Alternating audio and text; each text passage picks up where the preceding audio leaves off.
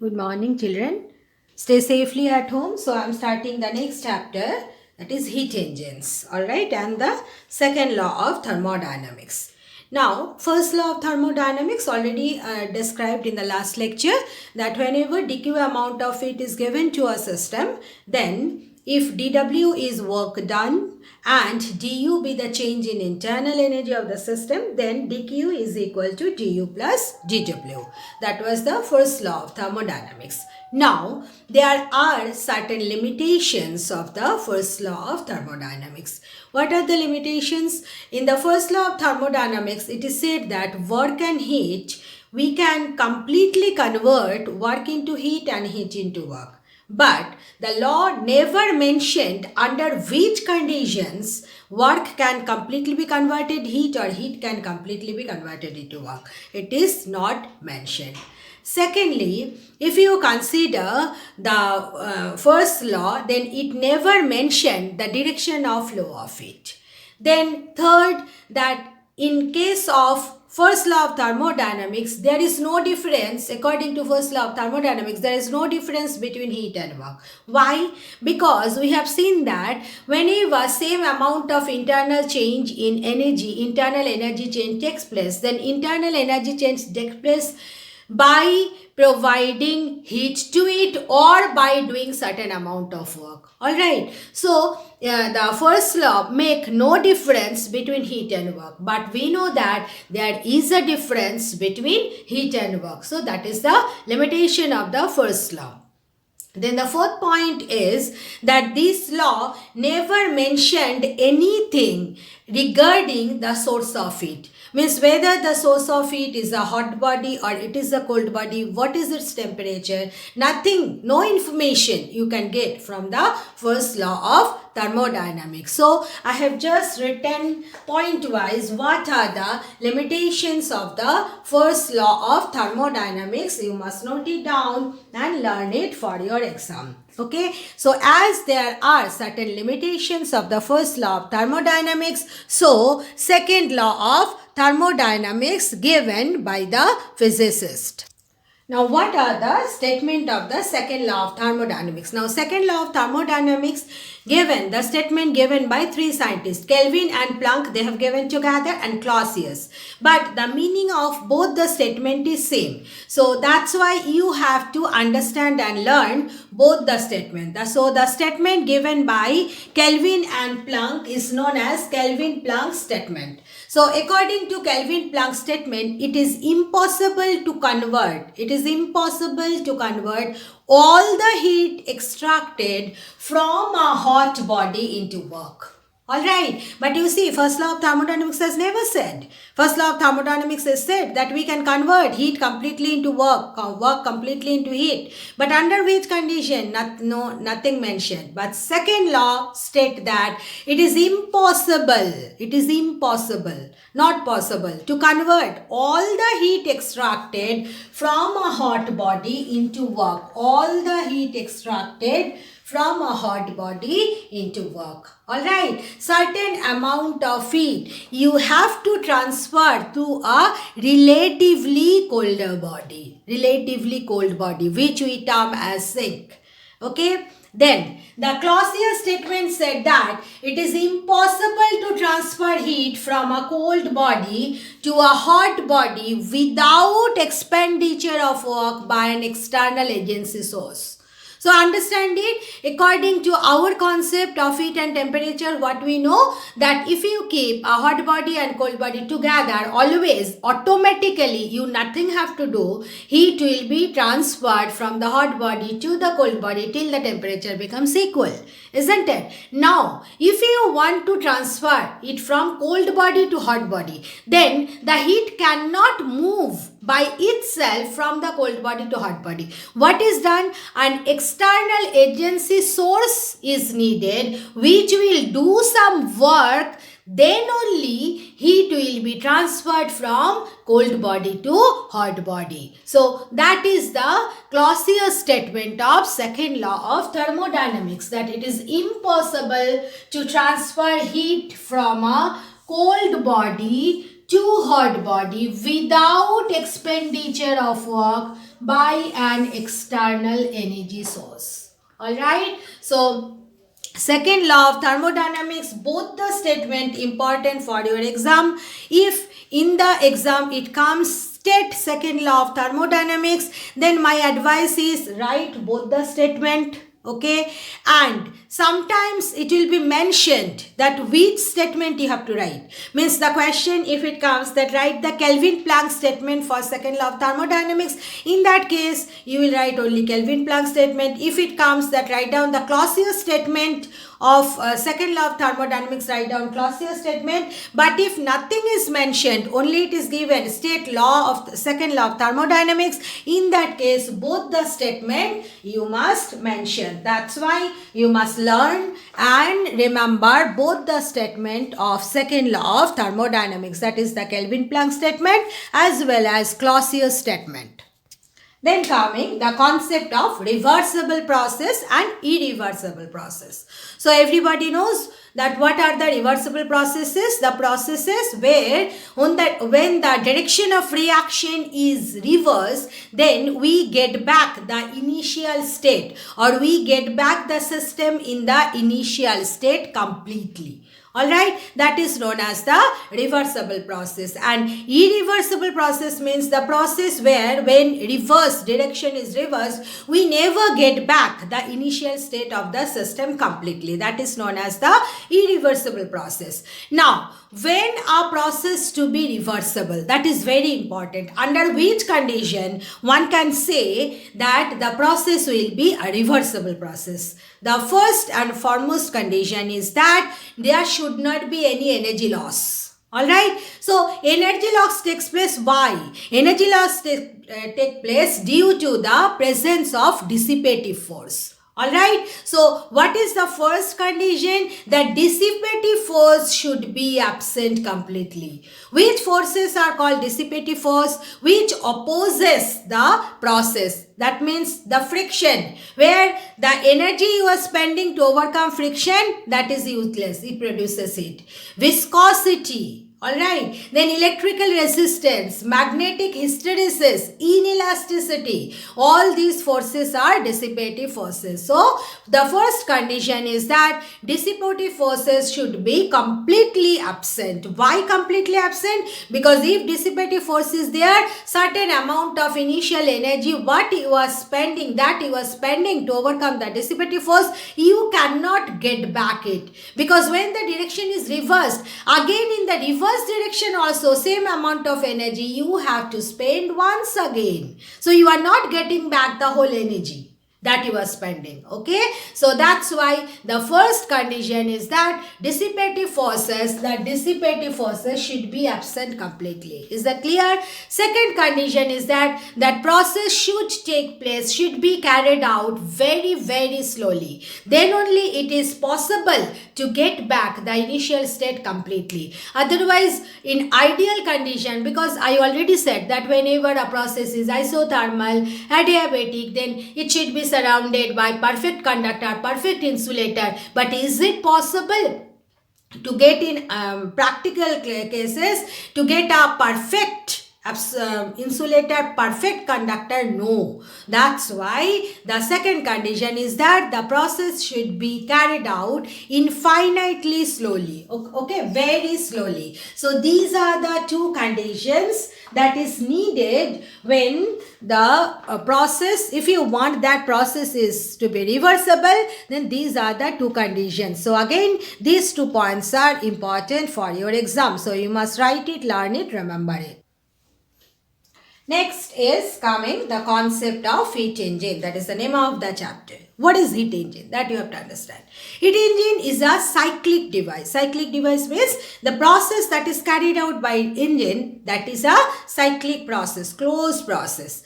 And what it does, it converts heat into mechanical work. Alright. So what is heat engine? Any cyclic device. So this is the keyword, which converts heat into mechanical work is called heat engine. Alright. Now in a heat engine, there are three main parts. There is a heat reservoir. Okay, what are the main parts? First is source. What is source? It is a heat reservoir. Alright. Heat reservoir having infinite thermal capacity. Infinite thermal capacity. Alright, what does it mean? Infinite thermal capacity means what? Just like sea of water. Means, you know, in the sea of water what happens? If you add some water or if you take out some water, there will be no change in the water level. Isn't it? Do you think that if you pour one bucket of water in a sea, water level will rise? No. It means what? It has the capacity to hold water is infinite. You cannot reduce the water level, neither you can increase the water level. Just like in this case, their source is the heat reservoir which can hold infinite amount of heat. What is the physical meaning? Infinite amount of heat. It means that if you add some heat to the reservoir, neither its temperature increase, or if you extract some heat from the reservoir, neither its temperature will decrease. So its temperature is constant. First thing is that infinite thermal capacity, heat capacity, and in thermal or heat, any word you can use, and temperature is kept constant. Temperature is kept constant at certain higher value. Generally we denote it by T1. Okay, so this is the first part. So we generally write down this way, source and T1, right? But one thing you have to keep inside your brain, the information that source is a heat reservoir which is having infinite heat capacity. It can hold an infinite amount of heat. That's why you cannot increase the temperature by adding heat, or you cannot decrease the temperature by taking out heat. And the temperature of the reservoir is maintained constant always. Okay, so that is T1. Then next one is working substance. Next part is working substance. So we just represent this way. This is the working substance. I have written the short term here. Working substance, what generally we take? Generally we take an ideal gas, perfect gas at certain pressure, volume and temperature. Okay, that is considered as the working substance. Then next one is known as, next part is known as sink. Sink is again a heat reservoir. It is also a heat reservoir having heat capacity infinity. It is also having heat capacity infinity, and temperature is kept constant at certain lower value. Always remember that when you are considering here, when you are considering this one, the sink, here heat capacity infinity. So this is sink. When sink and source, both of them having the same characteristics, both of them are heat reservoir, both of them are having infinite heat capacity, but source is maintained at some higher temperature, constant temperature T1, whether sink is maintained at lower temperature T2. Is that clear? Now, how the heat engine works. These are the three parts of a heat engine: source, working substance and sink. How does it work? The working substance, it absorbs heat from the source. So suppose, so you look at the arrow. These are important. How you are giving the arrow. You see how I have given the arrow from the source to working substance. Alright, it means what? The working substance absorbing heat, how much? Q1 from the sink, from the source, sorry, and then it is doing certain amount of work W. Direction of arrow is outside. What does it mean? Work is done by the substance. Okay, who is doing the work? Work is done by the substance. And rest of the heat, suppose as for example Q1 is 16 joule. So it is doing 10 joule of work. Then what it will do? That rest 6 joule, the working substance releases the heat, rest of the heat to the sink. Alright, so this is the simple working of a heat engine. Means heat engine, in the heat engine working substance absorb Q1 amount of heat from the source. By absorbing that energy, it does work, it itself does the work W amount, and rest of the heat it releases to the sink. So you have understood, it obeys the second law of thermodynamics, because in second law of thermodynamics it is said that Q1 amount of heat absorbed, it cannot be totally converted into W. It said that it is impossible to convert. So Q1 can never be equal to W. Always W should be less than Q1. That's why the presence of sink is needed for the working of heat engine. Whatever energy it is absorbing after doing the work, leftover heat energy, it has to release to sink, which is maintained at lower temperature. Alright, so that is the basic understanding of heat engine. Now in case of heat engine, if you consider what is the input of the heat engine. Alright, input is what? Input means what? Input of a machine. Means the energy you need to run the machine. That is known as input. So you see, in this case, working substance absorbing the heat Q1. So Q1 is the input. Is that clear? Then what is the output? Output of the machine means from the machine what you are getting. So here you see from the machine there are two arrows outside, W and Q2. But Q2 it is of no use. This is going to the sink. Neither it is increasing the temperature of the sink, decreasing temperature of the sink. But what about this W? The substance is doing certain amount of work, or we are receiving that work W. So what is the output of the engine? Output is W here. So what will be the efficiency of the machine? Efficiency of an heat engine, you know, efficiency we define it as the output by input. So what is the output and what is the input? This one. So efficiency is given by W by Q1. Again, if you apply the conservation of energy, because here we have considered that there is absence of dissipative force. It is an ideal heat engine. So you see, you can write that Q1 should be equal to W plus Q2. Yes or not? Because Q1 is the energy received by the substance. By receiving that energy, it is doing the work W and just releasing Q2 amount of energy to the sink. So according to conservation of energy, you can write Q1 should be equal to W plus Q2. So you see, W is how much? Q1 minus Q2.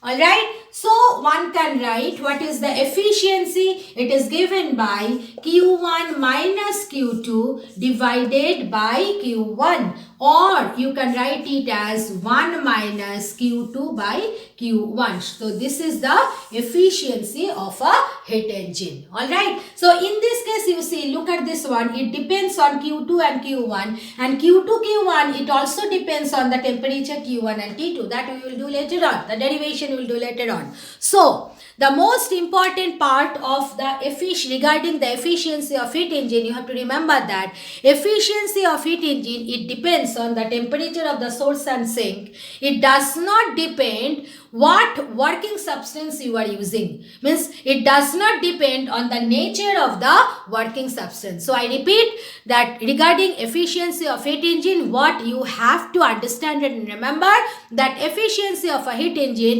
it depends on the temperature of the source, temperature of the sink, but it does not depend on the nature of the working substance. Now I am coming to the most important topic of this chapter, that is Carnot's ideal heat engine. Okay, understand it, get the concept related with it, learn it, practice it, remember it, prepare it for your exam, because this is very important question for your exam. You may get short answer question, you may get a long answer 5 marks question, okay, or you may get always you will get one question on this topic. So understand it. Carnot's ideal heat engine means it is nothing but a heat engine. Alright. Now why the term ideal is coming, that I will describe when I will describe the entire thing. Now in the Carnot's ideal heat engine there are 4 paths. So you see how I have first done the diagram. 4 parts I have drawn like this. I have taken the same width. Alright, the width should be taken same.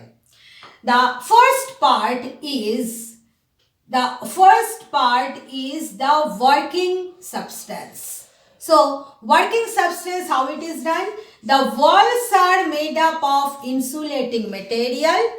The base is made up of perfect conductor, and then above it there is a piston. This is also insulated, and this piston, what you can do, you can keep some weights here. These are not human beings, these are weights. Okay, you can keep the weight and you can add weight, you can decrease the weight. Means simple thing, you can change the pressure. As when you will change the pressure, the volume of the gas will change and temperature of the gas will change. So this is the working substance. Working substance, what we take? We take an ideal gas. Is that clear? Next is the reservoir.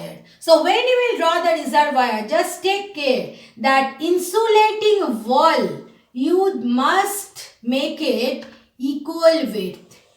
Insulating wall, it should be made equal. That's why I always suggest my children to draw all the parts one below the other. So you will not have difficulties to maintain the same width. Just you hold the scale like this, draw the lines. Okay, that's why it is said.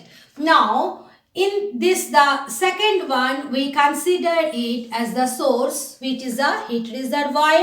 The 3 sides are made up of insulated. Only the upper one is made of conducting material. So you just see, when a single line is drawn, that represent that it is a conducting material. So it is source. And as I mentioned already, source is a heat reservoir and it is having infinite heat capacity and it is maintained always at certain higher temperature T1. Big T I have written means it is the absolute temperature. Then next is coming the sink. Sink is again the heat reservoir. Again, as per the instruction, maintain the same thickness of the insulating material. Means what I mean to say, that base and the upper part, the conducting material, it should be same. Means this part. Through this part, heat is exchanged. So that should be kept same. Width should be kept same. So here, this is sink. And sink is maintained at certain lower value temperature T2, and then this is the insulating stand. So in a insulating stand, all the 4 sides are made up of insulators.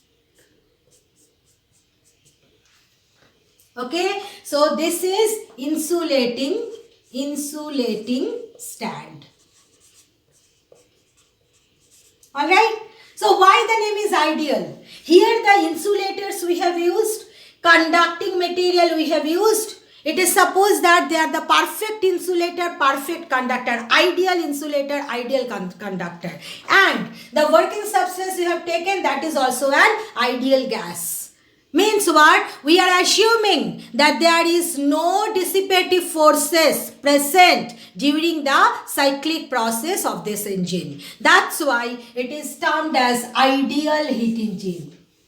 Alright, I hope you have understood. So these are the 4 parts of the Carnot's ideal heat engine. Now Carnot's ideal heat engine, the cyclic process is carried in 4 steps. So one by one, all the steps I will describe in details, and the way I will describe, you write down point wise also. Please try to follow that one.